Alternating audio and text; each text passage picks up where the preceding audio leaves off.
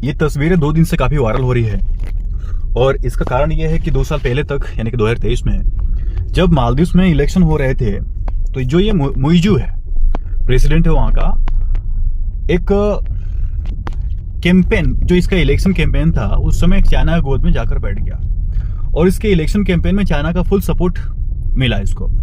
मैं सपोर्ट यूं ही बोल रहा हूं, दरअसल चाइना ने पूरा इसका इलेक्शन डिजाइन किया था और डिजाइन का जो थीम था ये था इंडिया आउट।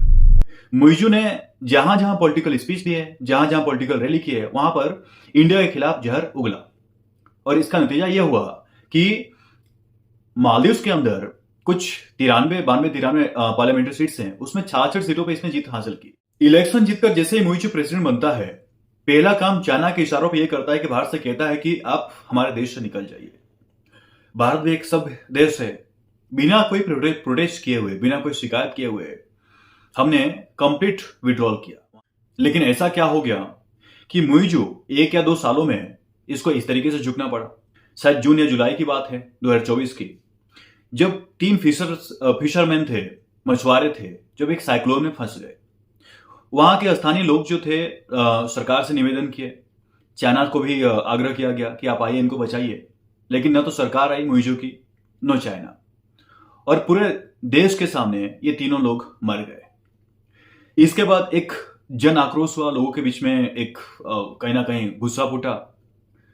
जो वहां के मीडिया हाउसेस थे, आर्टिकल्स लिखने लगे, न्यूज चलाने लगे। बड़े बड़े आर्टिकल्स में ये बताया जाता था कि जब इंडिया था तब सिचुएशन कैसा था और जब चाइना है तब सिचुएशन कैसा है। तो चाइना के खिलाफ भी और मुइजू गवर्नमेंट के खिलाफ भी लोगों में गुस्सा बढ़ने लगा। और एक यही नहीं, एक और इंसिडेंट था जब वहां पे एक प्रेग्नेंट लेडी 27 साल की थी, वो भी एक साइक्लोन में फंस गई।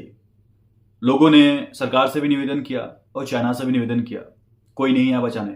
अब चाइना का तो इंटेंशन साफ है कि हम तुम्हारे एक लेडी के लिए, जो कि चाइनीज सिटीजन भी नहीं है, एक हेलीकॉप्टर थोड़ी भेजेंगे। श्रीलंका में जब चाइना था तो वहां पे एक आइलैंड था हम्बनटोटा, उस पर 100 सालों के लिए कब्जा कर लिया। तो अगर मालदीव्स में चाइना है तो 2-3 आइलैंड्स तो बनते हैं चाइना के, वहां पर